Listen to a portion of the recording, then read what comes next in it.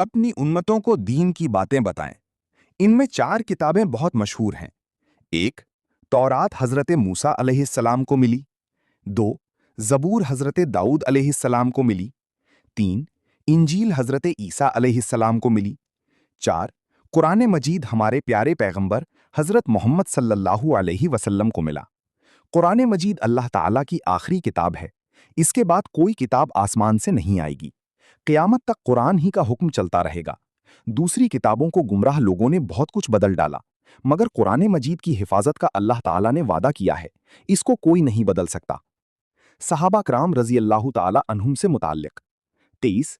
हमारे प्यारे पैगंबर सल्लल्लाहु अलैहि वसल्लम को जिन जिन मुसलमानों ने देखा है उनको सहाबी कहते हैं, बशर्ते कि वो देखने वाला मुसलमान ही मरा हो। और जिसने मुसलमान होने की हालत में सहाबी को देखा और मुसलमान ही मरा, वो ताबई है। और जिसने ताबई को इसी तरह से देखा, वो तबा ताबई है। 1. इन सब की फजीलत हदीस शरीफ में खुसूसियत के साथ वारिद हुई है। इन सब से मोहब्बत और इन सब के बारे में अच्छा गुमान रखना चाहिए। अगर इनका आपस में कोई लड़ाई झगड़ा सुनने में आए तो उसको भूल चूक समझे, इनकी कोई बुराई ना करे। सहाबा कराम रज़ी अल्लाह ताला अन्हुम में सबसे ज्यादा फजीलत वाले 4 सहाबी हैं। सबसे पहले हजरत अबू बकर सिद्दीक रज़ी अल्लाह ताला अन्हु हैं। हजरत अबू बकर सिद्दीक रज़ी अल्लाह ताला अन्हु रसूलुल्लाह सल्लल्लाहु अलैहि वसल्लम के बाद उनके नायब बने और दीन का इंतजाम संभाला, इसलिए आप खलीफाए अव्वल कहलाते हैं। आप तमाम उम्मत में सबसे अफजल हैं।